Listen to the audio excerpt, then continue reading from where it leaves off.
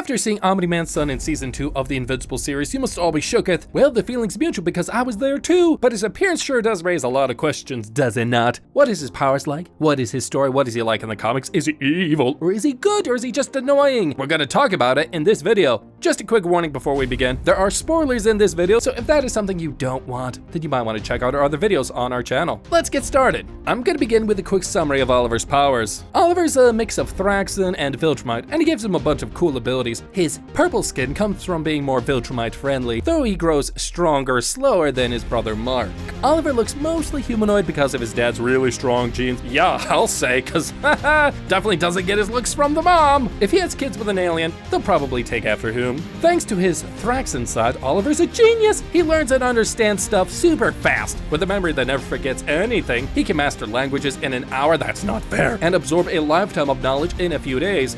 Sounds like AI. Spooky! His poor special teacher just couldn't keep up. His Viltrumite side gives him superpower, endurance, and speed. He's practically indestructible and heals really quickly. Oliver can live without much sleep, survive in space, and hold his breath for weeks. Holy smokes, he must be a great swimmer. Oh, and by the way, he can fly, thanks to some sort of like inner ear thing, I don't know. Oliver ages differently because of his mixed genes. In a short time, he went from a 2-month-old to a full-grown adult, and he's expected to live for centuries. That's a long time, still in his prime. Plus, he's got some cybernetic upgrades after losing his arm and jaw in a fight. Ha! We're gonna talk about that fight when we tell you the story. So, I guess we should begin the story now. Oliver Grayson came into the world on Thraxan as the offspring of Nolan Grayson and Andressa. Anyways, he rocked purple skin, thanks to his mom's species not being the best pals with Viltrumites like us humans are. His time in his homeworld, Thraxan, did not go well because the Viltrumites came to crash the party. They tried to kill him and his mother, but they were saved by Mark and Nolan. Eventually, Andressa tells Oliver that she will die soon, so it's better to leave her and go to Earth with his brother Mark. So Oliver had to follow his mom's advice because it's mom, and so he left to Earth with Mark.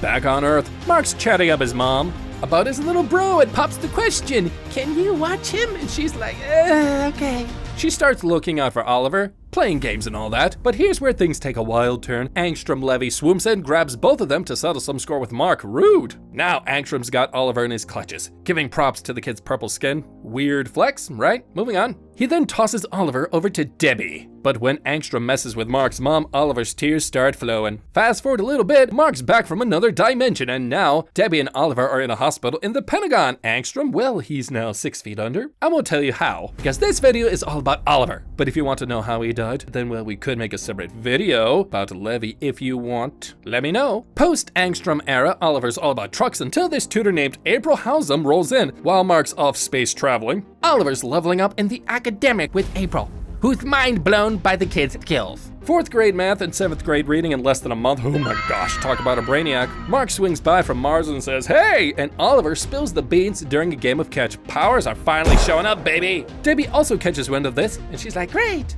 Meanwhile, April is still at it, tutoring Oliver and singing praises about his stellar academic profile. Fast forward to Mark facing off against Tether Tyrant and Mag Maniac, and Oliver steps up, offering a helping hand, and together they take down the baddies. Aw, brotherly teamwork. Later on, after Mark's intense showdown with Cecil Stedman and Rhiannon, Oliver and him catch up again. The next day, it's fly practice time, and Mark thinks that Oliver needs a costume. So they swing by Art Rosenbaum's place, and just like that, Oliver transforms into Kid Omniman. Aw, imagine the adventures these two are about to dive into. Superpowers, battles, and a bit of flight training. Just another day in the life of Mark and Oliver. Mark and Oliver, fresh on the job, find themselves in the middle of stomping a prison break. Oliver, all excited, charges ahead and gets a nasty surprise from Kursk. Kursk is a Russian guy, and he has the superpower to control electricity. Ooh, yeah, just like Electro from the Spider-Man movies. So the duo manages to take down the troublemakers, and Mark gives props to Oliver for learning from his slip-up. Now here's where the tea comes in. Oliver, after getting some news from his mom, ends up at a nuclear base, throwing punches at the Mauler twins. Meanwhile, Mark's up in space doing his thing, and Oliver, not fully grasping his strength, accidentally, kills one of the Maulers. The other one throws in the towels like, "I'm sorry, I give up." But oops, Oliver's punch accidentally finishes him off too.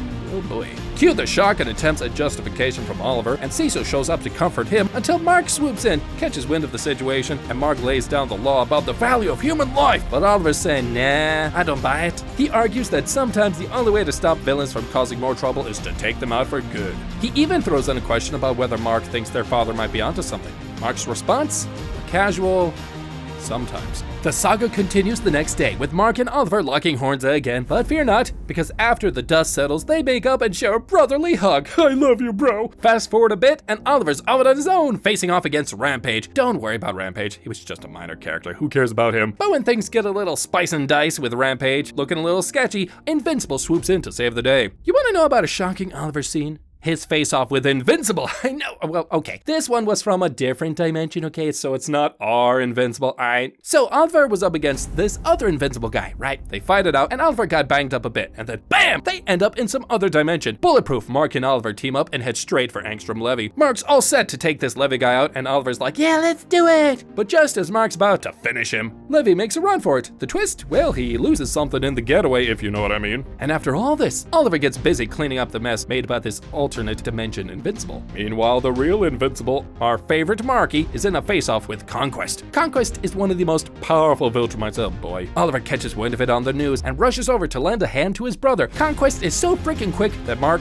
can't keep up, and Oliver jumps in to help. And Mark tries to help him. He's like, no bro, I gotta protect you, but things take a really nasty turn. Oliver gets knocked around, breaks his arm, and almost gets beaten to a pulp. It is pretty nasty. Mark does manage to get rid of Conquest though. Then they haul Oliver off to the Pentagon to give him some treatment. After Mark finishes dealing with Conquest, he's like, alright, Oliver was right, sometimes you gotta kill the bad guys to save the Earth. Fast forward a bit, and Oliver pops back up, older and rocking a new costume. Mark asks him to work for Invincible Incorporated, Mark's private security gig. Yeah, he's got that now. That's like his startup.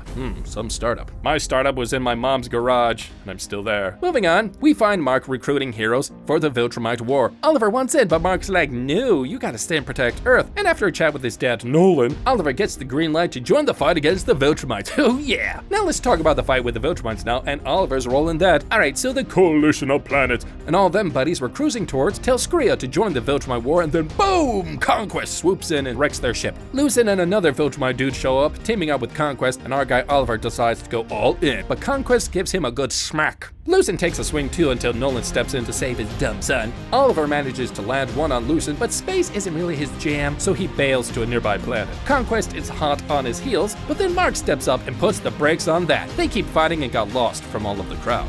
Then after a few days, Oliver spots a crash and rushes over to find Conquest dead, and his bro almost kicking the bucket too. I mean, like he's barely alive, okay? So Oliver, Mark, and Nolan camp out on some planet for a few months while Mark gets back on his feet. And once he's good to go, they roll out to Telskria to join the fight. Mark and Oliver hop into a Viltrumite warship, and the Viltrumites decide it's time to hit the road. They ran away.